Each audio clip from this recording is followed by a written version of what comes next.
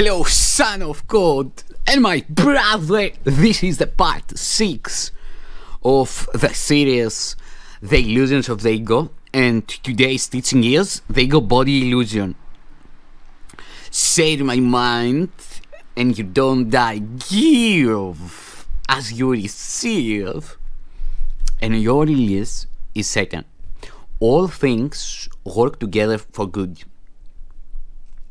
All things work together for good. There are no exceptions except in the ego's judgment. The ego exerts maximal vigilance about what it permits into awareness, and this is not the way a balanced mind holds together. The ego is thrown further off balance because it keeps its primary motivation from your awareness and raises control rather than sanity to predominance.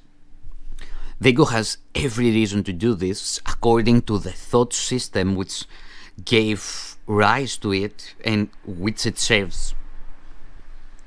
Sane judgment would inevitably judge against the ego and must be obliterated by the ego in the interest of its self-preservation. A major source of the ego's off-balance state is its lack of discrimination between the body and the thoughts of God. Thoughts of God are unacceptable to the ego because they clearly point to the non-existence of the ego itself. The ego therefore either distorts them or refuses to accept them. It cannot, however, make them cease to be. It therefore tries to conceal not only unacceptable body impulses, but also the thoughts of God, because both are threatening to it.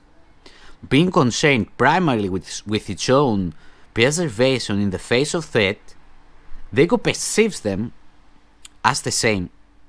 By perceiving them as the same, the ego attempts to save itself from being swept away as it will surely be in the presence of knowledge. Any thought system that confuses God and the body must be insane. Yet this confusion is essential to the ego, which judges only in terms of threat or non-threat to itself. In one sense, the ego's fear of God is at least logical, since the idea of Him does dispel the ego. But fear of the body with which the ego identifies so closely makes no sense at all. The body is the ego's home by its own election. It is the only identification with which the ego feels safe, since the body's vulnerability is its own best argument that you cannot be of God. This is the belief that the ego sponsors eagerly.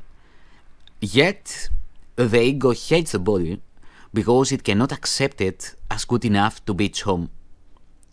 Here is where the mind becomes actually dazed. Being told by the ego that it is really part of the body and that the body is its protector, the mind is also told that the body cannot protect it. Therefore, the mind asks, where can I go for protection? To which the ego replies, turn to me. The mind, and not without cause, reminds the ego that it has itself insisted that it is identified with the body, so there is no point to turning to it for protection. The ego has no real answer to this because there is none, but it does have a typical solution. It obliterates the question from the mind's awareness. Once out of awareness, the question can and does produce uneasiness, but it cannot be answered because it cannot be asked. This is the question that must be asked. Where can I go for protection? Seek and ye shall find does not mean that you should seek blindly and desperately for something you would not recognize. Meaningful seeking is consciously undertaken, consciously organized, and consciously directed. The goal must be formulated clearly and kept in mind. Learning and wanting to learn are inseparable. You learn best when you believe what you are trying to learn is of value to you. However, not everything you may want to learn has lasting value.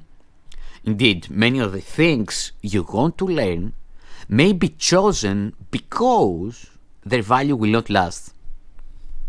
The ego thinks it is an advantage not to commit itself to anything that is eternal, because the eternal must come from God. Eternalness is the one function the ego has tried to develop but has systematically failed to achieve. The ego compromises with the issues of the eternal just as it does with all issues touching on the real question in any way. By becoming involved with tangential issues, it hopes to hide the real question and keep it out of mind. The ego's characteristic business with non-essential is for precisely that purpose. Preoccupations with problems set up to be incapable of solution are favorite ego devices for impending learning progress. In all these diversionary tactics, however, the one question that is never asked by those who pursue them is, what for? This is the question that you must learn to ask in connection with everything. What is the purpose? Whatever it is, it will direct your efforts automatically. When you make a decision of purpose, then you have made a decision about your future effort, a decision that will remain in effect unless you change your mind. Peace.